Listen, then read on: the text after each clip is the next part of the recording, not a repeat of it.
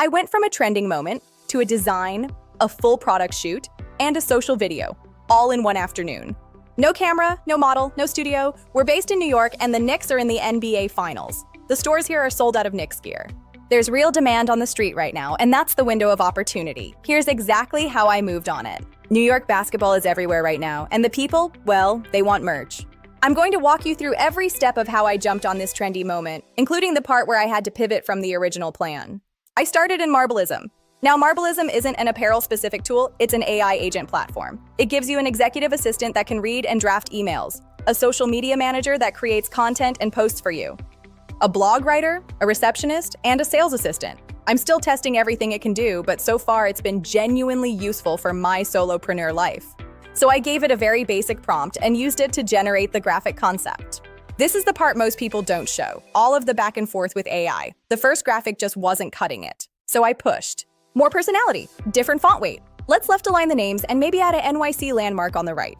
This is where working with an AI tool has to become a skill, not just typing a prompt and taking whatever comes back. You have to make decisions on every iteration. What's working and what's not? Do we need to pivot or keep building? So I finally landed on something I'd actually press.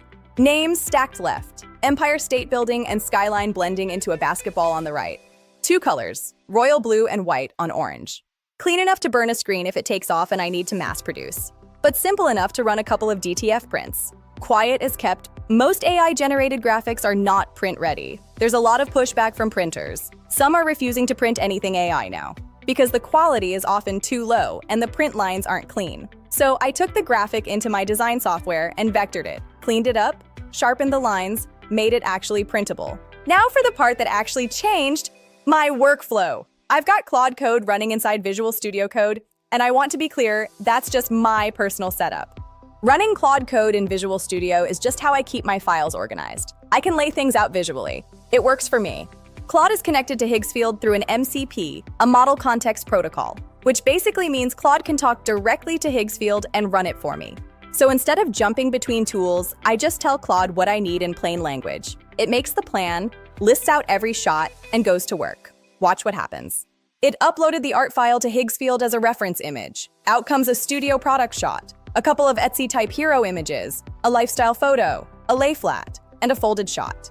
And while those were generating, it started putting together a little video clip. So I've got a full product mock-up of the t-shirt and a vertical social video, ready to post. No photographer, no model, no sample shirt ordered in advance. This is what used to take days and a budget.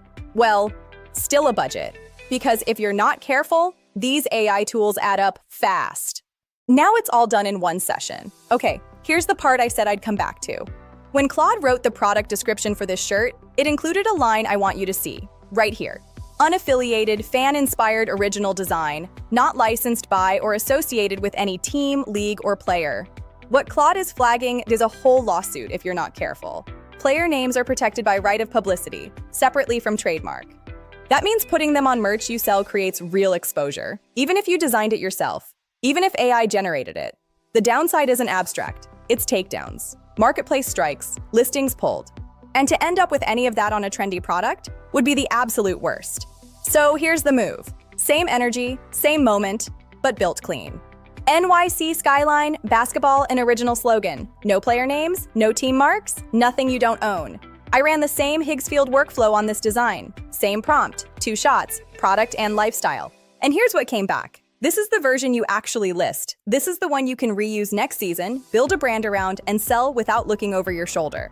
I'm not a lawyer, but I know that I don't want to get sued. So when in doubt, make it original. So in the end, I was able to make a little extra without needing to put that extra money toward a lawyer. I hope this was helpful. If it was, be sure to hit that like button and subscribe to the channel. We do videos like this all the time. And if you want to try Marbleism yourself, the affiliate link is in the description below. Check it out.